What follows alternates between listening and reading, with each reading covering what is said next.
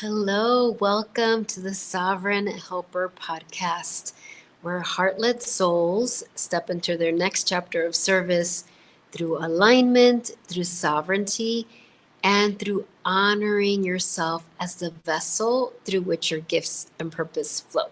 I'm so happy to be here with you for episode 177.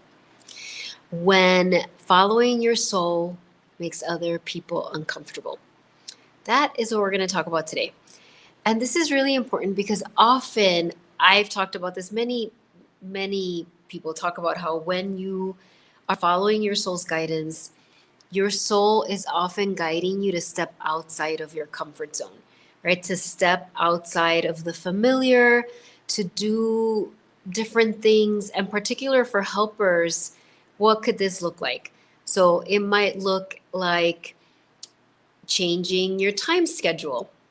I remember when I first left teaching and I started this work, I just offered hours at any time. If people wanted to see me in the weekend, that worked out. If it was in the evening, that worked out. If it was super early, I would be flexible.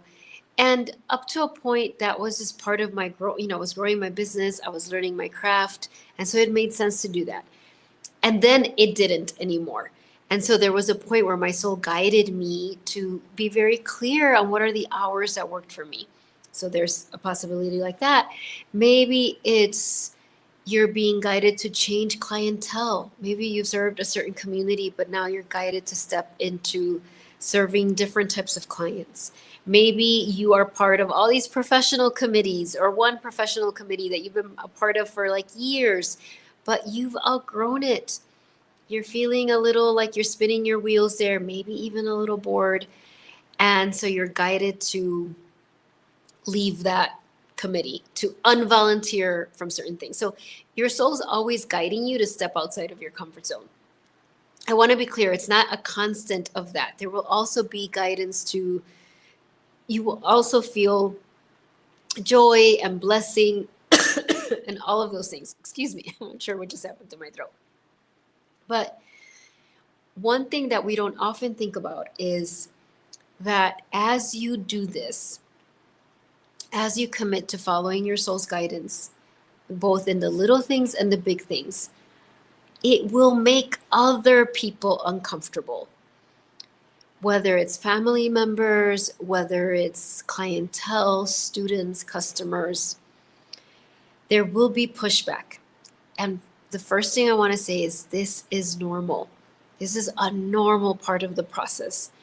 I don't want to overstate it. Of course, there's going to be people that cheer you on, that are so inspired by you. There's going to be people that you would have never even come into your orbit had you not done that. But what we tend to notice first is the pushback, is the response as we start to follow our soul's guidance. And I find that for those of us in the helping profession, it's usually very subtle. It's not usually like confrontational, like, how dare you? Maybe, but mostly it's little things like, and I have them written down here because I wanted to not forget. And this is things I've heard, things that I've coached my clients through, where it could be something like, oh, you've changed, right? Or, what am I going to do without you? I was really counting on you helping me with this. I can only do it with your help. It's almost like this compliment, but tinged with judgment, right? Of you changing. It's, and for us, and it might just be a look. We're so sensitive, right? You're such a sensitive person that tones, looks, words all hit us very hard. And all of this, the way we hear it is your choice is hurting me. You choosing to do this thing, leave this situation, set this boundary, raise your rates, whatever it is, do things differently that you've been doing, it's hurting me. And I'm not suggesting people are saying this to you, but they're communicating it in a way. And again, this is normal. This is pushback. This is people having a very normal human response to, well, like, hold on a second, this is what you used to do. This can even show up not professionally, but even personally. I know with a lot of my clients, as I take them through the process of reclaiming their energy, they might realize I'm available all the time, 24/7. If my niece calls me, if my cousins call me, if my friends call, I always answer or I always call right back. Everybody else comes before me. And as I help them really sit with that and recognize that, oh, this actually doesn't serve me and actually doesn't even serve them anymore. As they start to set those boundaries, understandably so, some people might be upset, right? Like, wait, what happened to her? She used to be so nice. She used to be so available. And so other people will get uncomfortable when you're following your soul's guidance. So again, first thing, this is normal. It is not a sign that you should stop or retreat or withdraw. And this is often, of course, what our instinct is in the moment. Like, oh, that hurt their feelings. I can't do this. Oh, that felt bad to them. They're disappointed in me now. Okay, I've got to like retract. No, it's like knowing this is very normal. And I'm going to stand my ground, not from a place of selfishness, not from a place of, just kind of being combative, but because this is one thing I want us all to remember. Our soul, your soul, my soul, never, ever guides us to take a step that is selfish. Never, because your soul is unconditional love. However, your soul has a higher perspective. So I've shared this story many times, right? When I was guided to leave my profession as a teacher back in Chicago, in the Chicago public schools, that was a very noble profession. I was helping a lot of teenagers. Teenagers are so dear to my heart because my teenage years were so traumatic that for me, being a teacher was part of my calling. Yes, not only teaching them the curriculum, but really creating a safe space for them. So my soul would never have said, you're helping a lot of people. Let's do something selfish now. But my soul had a higher perspective. My soul knew, as I heard back in 2008 in my classroom, my inner voice saying, your time here is done. It wasn't because my soul was selfish. It wasn't because my soul was like fed up. It was because my soul had a higher perspective and knew, okay, now your medicine is going to be needed in this way. Now, however many years later that is, 17 years later, is that correct? Whatever it is, that seems wrong. But from 2008 till now, 2026, now it all makes so absolute sense. Of course. But in the moment, it didn't make sense to some of my students. Now, surprisingly, my students were actually the nicest about it. Yes, they were sad, and they were sad that their siblings weren't going to be able to be in my class. It was more the adults. It was more the adults, many adults around me that were disapproving. But that's one thing that you want to remember. It's normal to have pushback as you're following your soul's guidance. It's normal that other people might see it as selfish. However, your soul, you want to just really remind yourself, but my soul never guides me to do something that's selfish. My soul has a higher perspective and knows exactly where my medicine is needed. So when you know those things, it makes it easier to keep moving forward. Because remember, part of what we're learning is to step into our sovereign helper self, into what I'm going to start really talking about, the sovereign helper heart. That is what is the biggest blessing for the world, your sovereign helper heart. That is the heart that Spirit, God, can create the most miracles through. But the martyr helper self is the one that's like, oh, I can't make people unhappy. I can't be selfish. If people are disappointed in me, that's bad. If people judge me now that they think, oh, now she thinks she's all that, or now she's too expensive, or now she's whatever, a selfish person, or now she changed her hours, so now I can't see her. Like, all of that is human ego. And we can have compassion for it. But it's like understanding from the martyr perspective, it makes sense. From that place, we would be like, oh, forget it. I can't do that. I can't hurt people. I must stay the same. But when we remember that what we're actually, the way that you will create the greatest impact, the way that you will really create your legacy of love and service and creativity is through following your sovereign helper heart. That is what's needed. And from that, we know that we learn to follow our soul's guidance, to stay connected with ourselves, and to increase our capacity to be with other people's discomfort, judgment of our choices. This is one of the hardest things for helpers. And it took me a while to name that both for myself and for my clients because, many of my clients are not only helpers, they're therapists, they're coaches. They know how to be with emotions. So you probably watching this, you know how to be with sadness, with grief, you know how to be with your disappointment. You create safe spaces for others. But the thing we haven't been as practiced on, for many reasons, is increasing our capacity to stay our ground, to stand our ground, to stay in our truth, to not retreat in the face of other people's disappointment in us, in the face of other people kind of judging us, whether it's harshly or subtly. That is like our kryptonite. That can feel like death, like being stabbed in the heart, like, oh my gosh, I'm being a selfish, horrible person. No. That's all programming. It's normal that happens, and I've talked about all the reasons for that. There's religious programming, there's ancestral programming, especially for women. A good helper does this. A good helper always puts everyone else first. A good helper, helps anyone that comes to them. A good helper sacrifices themselves, overextends themselves, rescues others, puts themselves last constantly, is available to everyone all the time. That does not come from our soul or from the divine. There's remnants of truth in there that got all distorted to control.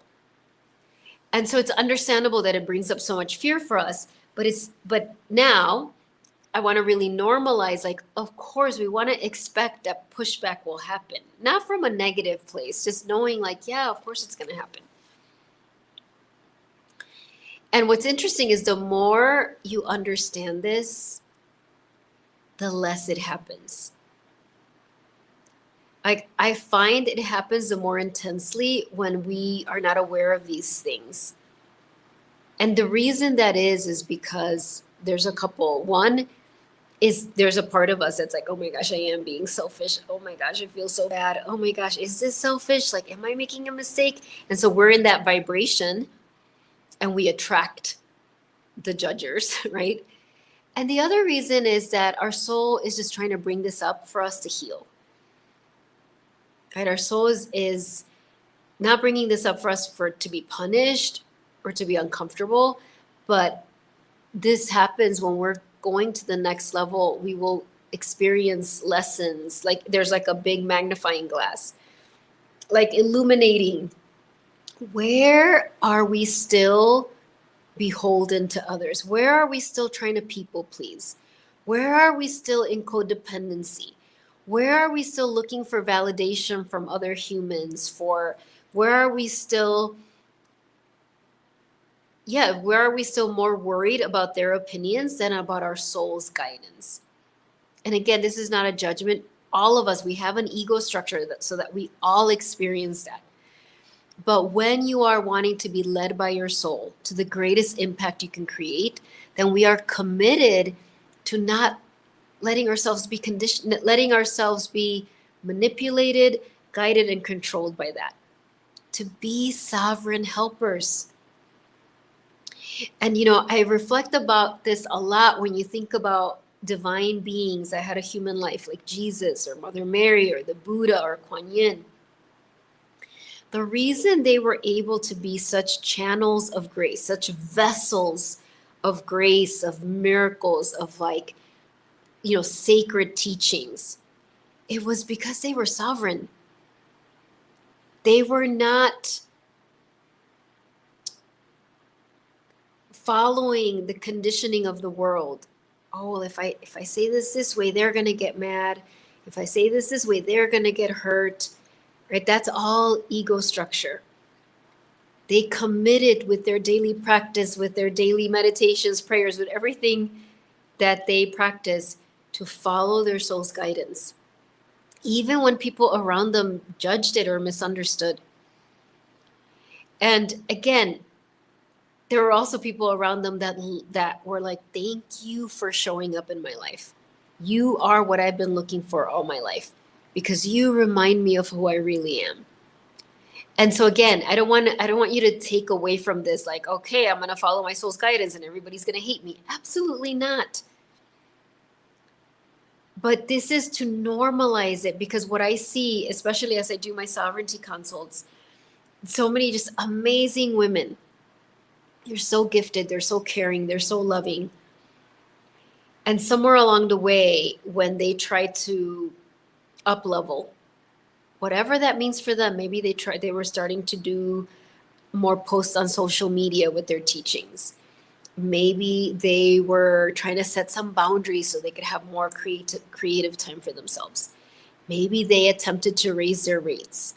Maybe they realized that although they had loved working with a certain clientele, now they were being called to serve a different group of people. And then they took a little step in that direction, and somebody in their life, sometimes it was just one person, made a comment. Oh, isn't that selfish? Or like, well, what about the other people? Or like, oh, now you're excluding others, whatever the comment was. And that stopped them in their tracks. That caused them to retreat, to not trust themselves anymore. And they put pause on that dream that came from their soul. And so I wanted this to live in the podcast, because I want this to be normalized, so that if it happens to you, or maybe it has happened to you, you can be like, okay, this is normal. This is what happens. It's not the only thing that's going to happen. There's going to be many people that are super happy and thrilled and like, oh my gosh. But yeah, there are going to be people that are not applauding this, that are not applauding this decision, that maybe are even judging me. And it hurts. I'm not suggesting you're not going to feel pain. Like, yeah, it might hurt. And this is part of what I teach my clients, is this emotional strength and power protocol. That doesn't mean we become robots and we don't care about anything. No, your tender sovereign heart is a gift to the world. So you feel deeply, and you might feel that. You might feel like, ugh, I don't want that person to feel that. That hurts some of my parts to feel that they're feeling that I'm being selfish. I can acknowledge that, send myself love, send them love, and stay on my path. And the more you do this, the more powerful you become. And I do believe you start vibrating at a frequency where you are in such integrity.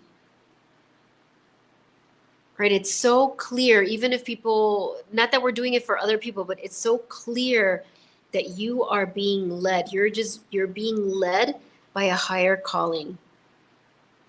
And that is beautiful to witness, because then it gives people permission, not that we need permission, but sometimes, we think we do, to do the same for themselves. And they're like, wow, look at her. I know she's a loving person. I know she's a wise person.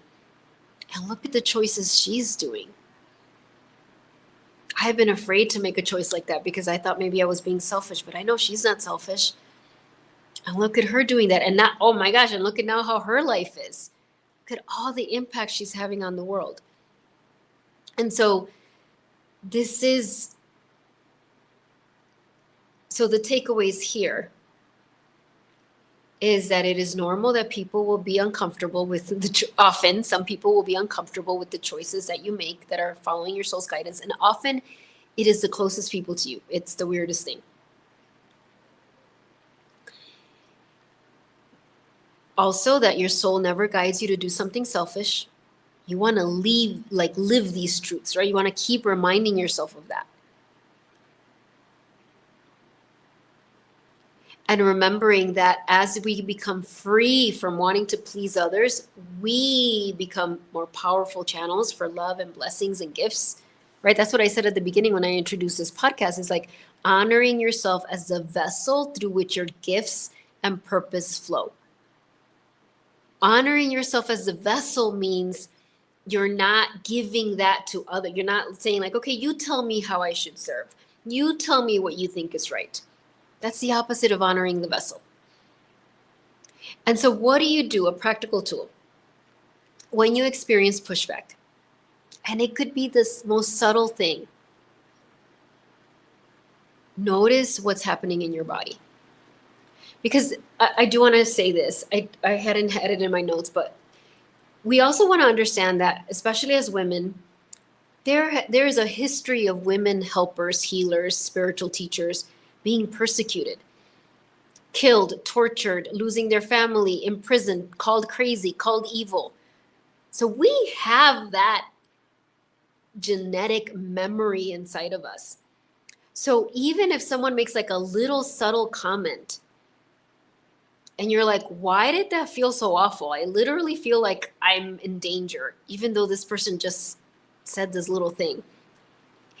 So you don't want to judge it. Just have compassion for yourself, because that might just be part of your genetic makeup. Like in your family line, that might have been something that had horrible repercussions in other lifetimes and other times. So when it happens, if you notice it happening in your body, just like take some breaths, notice where you feel it in your body. And if it's somewhere that you could bring your hands to, bring your hands there. If you feel like, oh, I was just stabbed in the heart, or oh, my gut feels so tight, or I feel it in my shoulders, just gently bring your hands there and have compassion. Such deep compassion and understanding. Honestly, that's like almost like 90% of the work. Remind yourself that you are safe. Even if you don't feel safe in the moment, you are safe. And then you want to come up with your own self-talk around this. Now, again, there's more. Like when I help my clients, there's a whole process and protocol of finding your parts, unburdening your parts, all of that. I'm not going to share all that here. But this is very powerful. Even if you do this, like, I am safe. This is normal that this is happening. This is just happening to help me purge this fear. I am a pillar of light. I am an example of what's possible. This is not a sign for me to retreat. This is actually a sign that I'm following my soul's guidance, that I'm on the right path. None of those might resonate. Maybe one of those, you come up with your own. But what you don't want to do is either retreat or just keep going and trying to ignore the feelings. But because at some point they're going to come up. So as you follow your soul's guidance, there will be people that rejoice for you. There will be people that are watching that you don't even know are watching and being inspired by you. There will be new clients, new students, new opportunities, new doors that open for you. It will lead to you creating more impact from a place of deep fulfillment. And on the way there are going to be those people that are just uncomfortable with that and maybe judge it. And some of those people will come around later on. Like later on, they might be like, wow, I thought you were kind of crazy for doing what you did, but now I see it was exactly the right thing. And some people might not, but that's none of our business, as they say. And so like normalizing that, reminding yourself that your soul never leads you to do something selfish, and then follow this process. Like just acknowledge, okay, that person said that thing or made that comment or said it in that tone, and I'm feeling unsafe. Bring your hands to that part of your body. Remind yourself you are safe even if you don't feel safe. Have compassion. Don't minimize it. Don't tell yourself it's silly. It's like, oh, okay. This is where in the past, maybe I would have stopped, or in the past, I would have just gotten super busy to not feel it.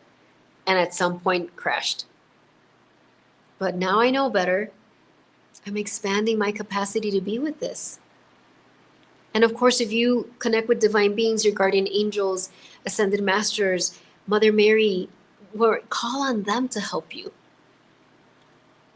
And if you need help, I would love to connect with you. There's still some slots open for August. schedule a free 1-hour sovereignty consult. You don't have to prepare anything, show up exactly as you are. And I would just guide you through this process to help you get really clear on where you're being guided next.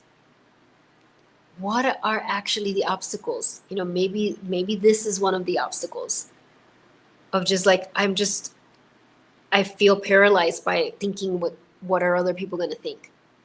There's no judgment in that. That's so normal, and I absolutely understand. But maybe it's something else. And so I will help you really get clear and outline, like come up with like a map of what are your next steps. And then I will also share the details of my coaching programs with you, if it feels like it can help you further, if you want to hear more. So I would love to talk to you. Schedule that. The link will be in the comments.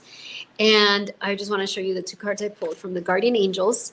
You got surrender. Open yourself to experience miracles and synchronicities, allowing yourself to be in harmony with the divine plan and the power of trust. Follow your flow. Look at this. The power of trust. Surrender to your soul's path.